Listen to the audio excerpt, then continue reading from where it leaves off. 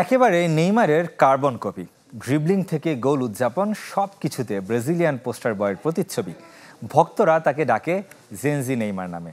Champions league ফাইনালে 2 গোল করে ইতিহাস গড়া দেজিরে দুয়ে এখন নতুন বিস্ময়।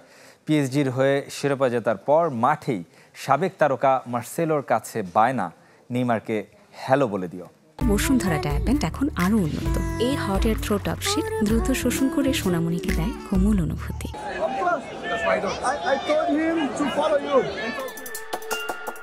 ইতিহাসের সর্বকনিষ্ঠ ফুটবলার হিসেবে চ্যাম্পিয়ন্স লিগের ফাইনালে 2 গোল।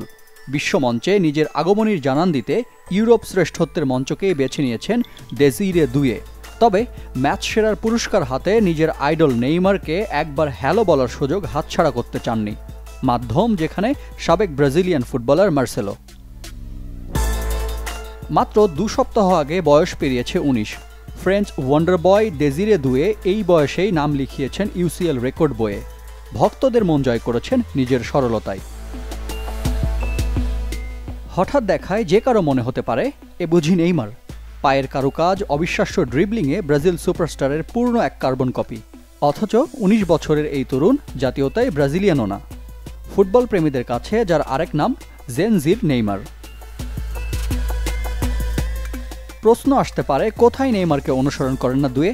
ফুটবল খেলার ধরনে যার মাঝে যোগবনিতর ছোঁয়া, সৃজনশীলতার বিচারে বারবার মনে করিয়ে দেন নেইমারের খেলার ধরন। এমনকি ব্রাজিলিয়ান তারকার নামে স্পেশাল এডিশনের বুট পরে খেলতে দেখা যায় দুয়েকে।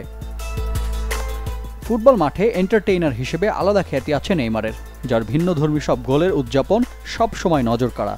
আছে নাচের আলাদা খ্যাতি। দেজিরে দুয়ে এখানে অনুসরণ করেন তার আইডলকে। তবে আক্ষেপের বিষয়, আইডলকে সতীর্থ হিসেবে পাওয়া হয়নি দুয়ের। নেইমারের পিএসজি অধ্যায়ে লিগ আঁতে রাশের হয়ে খেলতেন। যখন প্যারিসিয়ানদের ডেরায় নাম লিখিয়েছেন, ততদিনে নেইমারের গন্তব্য সৌদি প্রো লিগ। দুজনের বয়সের পার্থক্য 14 বছরের। বারবার ইনজুরির কাছে পরাজিত হয়ে ক্যারিয়ারে নিজের নামের প্রতি সুবিচার করা হয়ে ওঠেনি নেইমারের।